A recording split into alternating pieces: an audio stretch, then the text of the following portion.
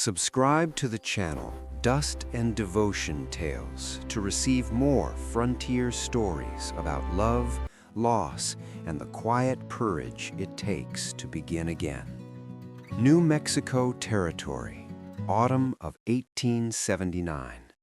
The land was not yet a state, and everything about it felt unfinished. Roads, towns, even the lives built upon its dust. Wind moved across the open plains, carrying the scent of sagebrush and dry earth, pressing against weathered fences and faded barn walls. The sun sank slowly each evening, heavy and red, as if reluctant to leave the horizon. Near the Pecos River stood a modest ranch shaped by years of labor and silence. Its owner had lived there long enough to watch seasons blur into one another without expecting anything new from them. He believed the great movements of his life had already passed. He did not know that soon a single uneven sound drifting up from the road, a damaged wheel struggling against stone, would unsettle the stillness he had guarded for years.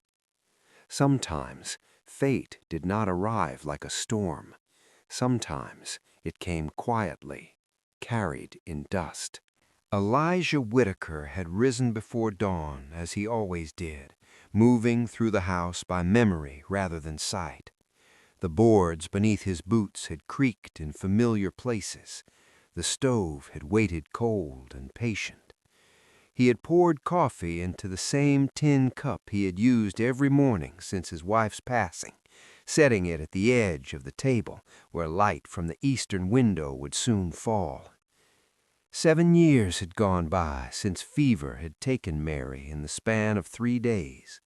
The swiftness of it had left him suspended in a life that continued without asking whether he wished it to. He had kept the ranch not from ambition, but from stubborn loyalty to what they had built together. The land stretched outward in muted browns and fading golds. A few cattle grazed along the sparse grass near the riverbank. The barn roof sagged slightly at the center, and the well required clearing more often than it should have. Everything endured, though nothing thrived.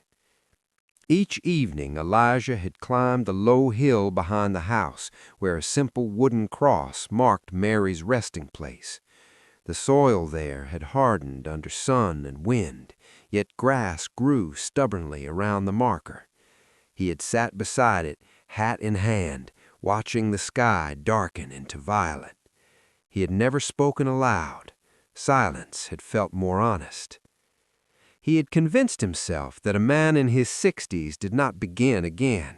The frontier was for younger hands, stronger backs, unbroken hearts. His days had narrowed into routine: feed the animals, mend the fence, check the river's edge for erosion, return to the house before night settled too deep. Yet beneath that steady pattern, something restless had remained, like a door inside him left slightly unlatched. He had ignored it. The land demanded attention, not reflection, and so he had continued, believing that endurance was the same as living. By late afternoon, the wind had shifted, carrying with it a sound that did not belong to the ranch. Elijah had been repairing a loose plank along the corral when he first noticed it, faint and uneven. It was not the lowing of cattle, nor the creak of his own gait. It was sharper, strained, repeating in irregular intervals. He had straightened slowly, listening. The sound came again, a wooden protest against stone, a wheel under burden. The road that passed beyond his fence was seldom used. Traders preferred routes closer to the rail lines, and most homesteaders had settled nearer to water. Few travelers had reason to come this far unless they were lost or determined. Elijah had walked toward the fence line, resting one hand against a post polished smooth by years of sun and dust. In the distance, he saw a wagon leaning slightly to one side, its outline wavering in the heat that rose from the earth. A single horse pulled it forward with visible effort. Each rotation of the rear wheel dragged unevenly, the rim dipping where a spoke had failed. As the wagon drew nearer, he saw the driver more clearly. The woman guiding the reins held herself upright despite the angle of the carriage. Her dress was plain and travel-worn, the hem coated in fine powder from the road. Strands of silver threaded through hair once dark, gathered neatly at the back of her head. The wagon slowed before it reached his gate. The broken wheel finally gave a sharper crack and settled into a crooked halt. Dust rose around it and drifted away on the wind. Elijah had crossed the remaining distance without haste. He had examined the wheel before looking fully at her. One of the spokes had split near the hub, weakening the entire structure. The rim had bent under pressure. It was not a repair that could be managed with rope and hope. It required tools, time, and steadiness. He had felt something unfamiliar then, not urgency, but awareness. The ranch had not seen a guest in years. Even the idea of another presence within his walls had seemed distant, unnecessary. Yet as he studied the damage, he knew the woman could not travel farther before nightfall. The nearest settlement lay too many miles away, and darkness in that country came without mercy. He had led the horse through his gate and guided the wagon toward the barn where shade offered relief from the sinking sun. The woman had stepped down carefully, testing the ground as though measuring whether it would hold. There had been no need for many words. The broken wheel spoke plainly enough. Elijah had retrieved his tools from the shed, running his hand along the worn handles before setting them beside the wagon. He had already calculated the work ahead. The wheel would need to be removed entirely. A new spoke would have to be shaped and fitted. The rim might be salvaged if the bend was corrected before night cooled the wood too sharply. As he began loosening the iron fittings, he had sensed the house behind him, quiet and watchful. For years it had sheltered only one heartbeat. Now it would hold two. The thought unsettled him more than the repair itself. The sun lowered toward the horizon, casting long shadows across the yard. The wind softened. The ranch, which had grown accustomed to stillness, seemed to lean forward, as if listening. By the time the sun slipped below the horizon, the wheel had been removed and laid flat beside the barn. Elijah had worked with measured precision, setting aside each bolt and iron band in careful order. The woman had tended to her horse first, brushing dust from its flank, checking its hooves, offering it water from the trough. She moved with quiet competence, neither hurried nor hesitant. As darkness settled, Elijah had gestured toward the house. The invitation had felt unfamiliar on his tongue, even unspoken. The door had opened with its usual groan, but the sound seemed different now, less hollow. Inside, lamplight softened the rough edges of the room. The table stood where it always had. The stove radiated a modest warmth after he coaxed a fire into it. The woman placed her small travel bag near the wall and removed her gloves slowly, as if mindful not to disturb the arrangement of a life that had long belonged to someone else. He learned her name was Clara Bennett.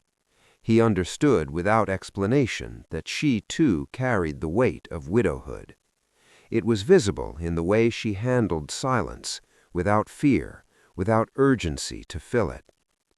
They shared a simple meal of beans, bread, and coffee. Elijah found himself noticing small details, the way she folded her hands before eating, the way she looked around the room not with curiosity, but with respect. No object was moved carelessly, no question pressed too deeply. Later, when the house grew still, he remained seated by the dying fire longer than usual. He listened to the faint sound of her steps in the adjoining room, to the settling of boards under new weight. The ranch no longer felt abandoned. It felt aware. For the first time in years, Elijah did not climb the hill that night.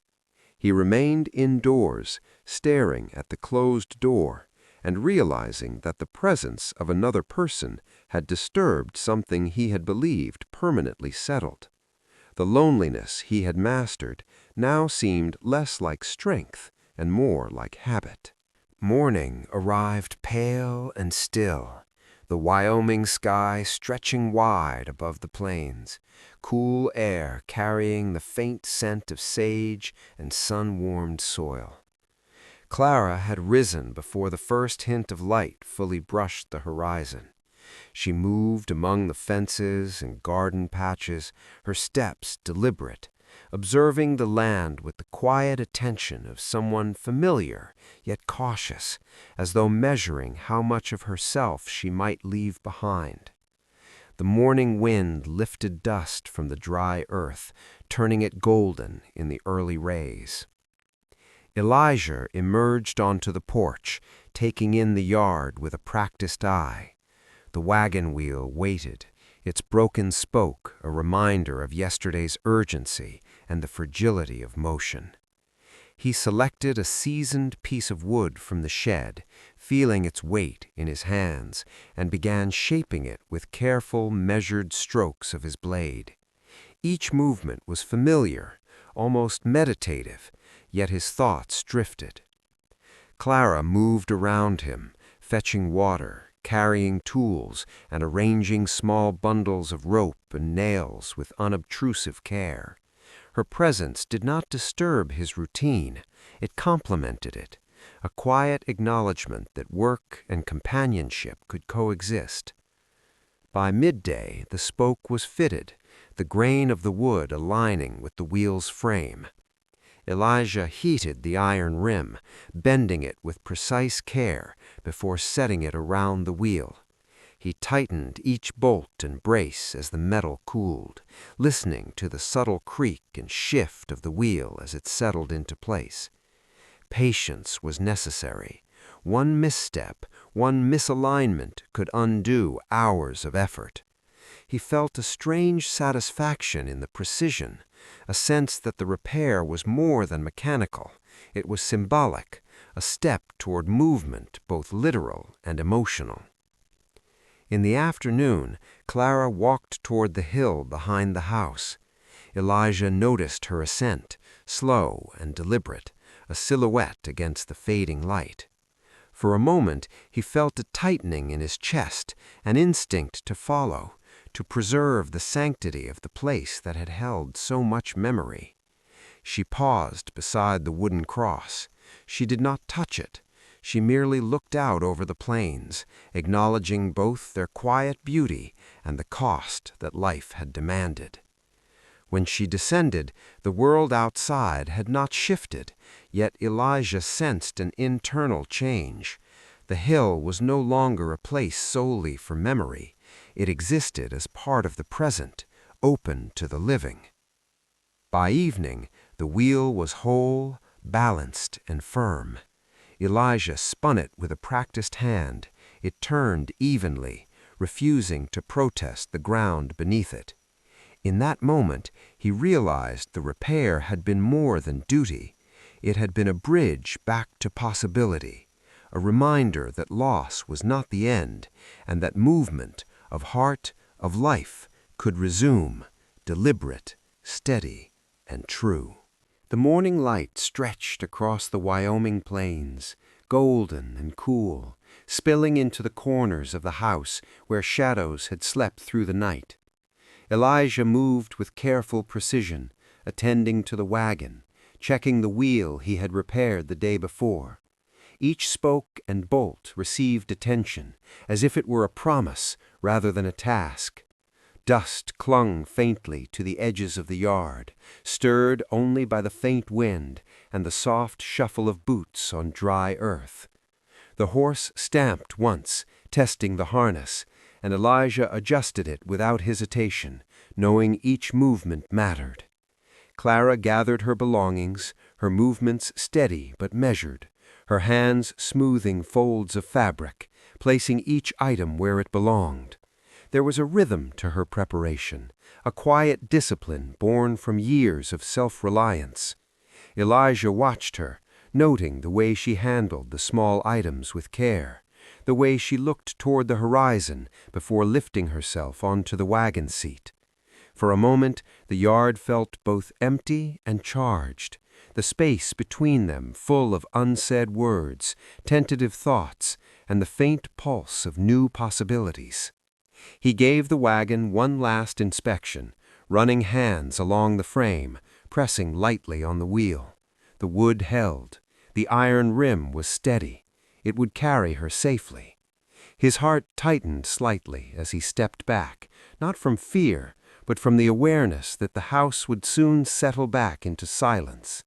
He felt the weight of absence, even as he wished her well. The familiar ache of loss brushed against the edges of his mind, but it was quieter now, softened by the presence of another human being who had shared even the briefest intimacy of life and labor. The wagon rolled forward, wheels crunching over the hard earth, and the horse moved with a gait strengthened by rest. Dust rose into the air, swirling around them, catching sunlight and fading quickly. Elijah remained near the gate, watching until the wagon shrank to a sliver on the horizon. The landscape seemed larger, emptier, yet somehow more receptive, as though it had absorbed a portion of the quiet connection left behind. Later, as the day gave way to evening, Elijah climbed the hill behind the barn.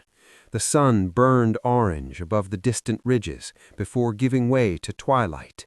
He stood beside the simple cross marking Mary's grave, removing his hat.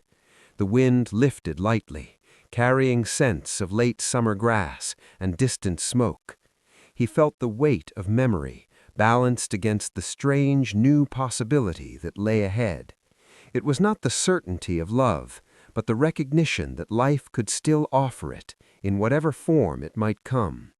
For the first time since Mary's passing, Elijah did not feel chained to the past. He could remember her fully, honor her presence, and still imagine a future that included another heart, another companion, another rhythm in the quiet house. Grief was no longer a prison. It was a shadow to carry, not a weight to collapse under.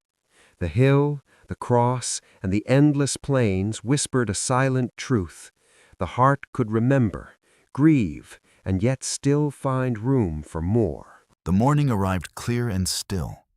The Wyoming sky, a pale blue, stretched over the plains, softened by the haze of distance. Elijah moved through the house with a quiet purpose, tidying what needed tidying, checking tools, and preparing the yard. Each gesture carried a rhythm born of habit, but now each movement seemed lighter, less burdened by solitude. The house no longer felt entirely his own. It waited, expectant, as if aware that something long absent would soon return. He glanced toward the road more often than he had in years, not from necessity, but from a quiet anticipation he could no longer dismiss. The horizon held a faint shimmer, and with each passing moment, the shape of the wagon became clearer. Dust rose in soft clouds, catching sunlight, and Elijah's chest tightened with a recognition that both time and distance had not diminished. Clara was coming, steady and certain, her presence filling the emptiness he had carried for so long. The wagon drew closer, the iron rims gleaming with a confidence born of careful repair. The horse moved evenly, its gait measured, calm, and unhurried. Elijah stepped forward from the porch, feeling the yard under his boots in a way that had not been familiar for years. The space between them was charged, but not tense. There was no hesitation, only the quiet understanding that each had carried their pasts faithfully, and now faced the possibility of shared presence. Clara's eyes met his as she guided the wagon to a stop. She dismounted with the ease of one who had traveled long but knew her destination. Elijah's hands reached instinctively, steadying her as she landed, and for a moment the world narrowed to that shared motion. The wind stirred across the yard, brushing the fences, rustling the grass, and lifting the scent of late summer into the air. It was a soft acknowledgement, as if the land itself had held its breath in anticipation and now exhaled with them. Together, they walked toward the house, their steps deliberate and unhurried. Each movement was a negotiation between memory and possibility. The rooms they entered held traces of absence, the faint echoes of what had been, but now were ready to hold what was coming. Elijah's heart lifted at the sight of Clara moving through the familiar spaces, her hands brushing the surfaces, noting the changes and the care he had taken. The house was no longer quiet in the same way. It was awake with the expectation of presence and companionship. Evening fell with a softness, the sun casting long shadows across the yard, painting the plains with gold and amber. Elijah paused at the gate, watching the sky shift and the land breathe. Life, he understood, was not a replacement for loss, nor did it erase it. It layered itself, building on the foundation of memory, honoring the past while opening to the future. With Clara beside him, the horizon no longer felt like a limit but an invitation. The ranch had waited, and they had come together in its patient embrace. The wind carried promise and the quiet scent of new beginnings across the land, and Elijah felt the weight of solitude finally lift, replaced by something steady, tender, and real. The journey they had begun now held the possibility of days lived fully, moments shared without pretense, and the enduring presence of hearts willing to continue together. If this story moved you, subscribe to Dust and Devotion Tales for more journeys across the frontier where hearts rediscover their way forward.